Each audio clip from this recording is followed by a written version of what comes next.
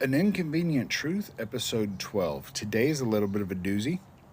So we're coming from 1 Corinthians 10, verse 10. And it says, "And don't grumble as some of them did, for that is why God sent his angel of death to destroy them." Now, this is Paul speaking, and he's referring to the Exodus, post Egypt, before the promised land, where he had worked all these miracles. He had given them the tablets. He had fed them. He had watered them in the wilderness. They were led by a cloud of fire by day or by night, and a pillar of cloud by day. And even when they were punished and the snakes were biting them or whatever, he said, "Elevate this pole, and when you look at the pole, then you'll be healed," or whatever.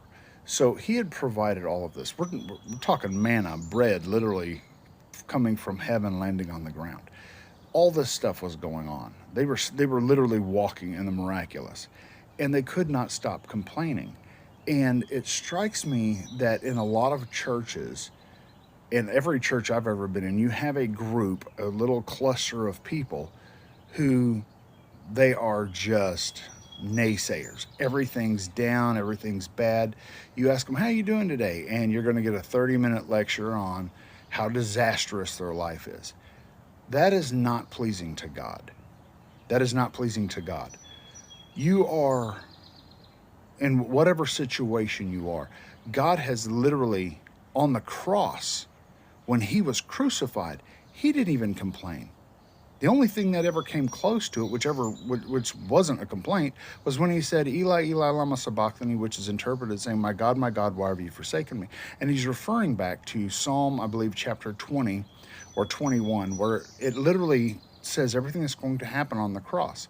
And at the end of that, there's victory. So he's just drawing their attention back to that, saying, look, this is what's going on. You're witnessing prophecy being fulfilled right now. And what I wanted to say, and I want to encourage everyone, if you have a problem with always complaining, learn to be quiet, guys. If you have a concern, take it to God in prayer. Ask him, like legitimately say, "God, this is what's going on," right? But at some point, your faith is going to have to grow. You have to mature in Christ. It's not always fun, right? Because you're going to go through some things. Jesus made it very clear. The whole New Testament makes it clear. You're going to go through trials and tribulations. All the apostles were persecuted and killed in some fashion, except we don't know really what happened to John. But you're going to have things happen. It's inconvenient. It is true. I love you. Be blessed, guys.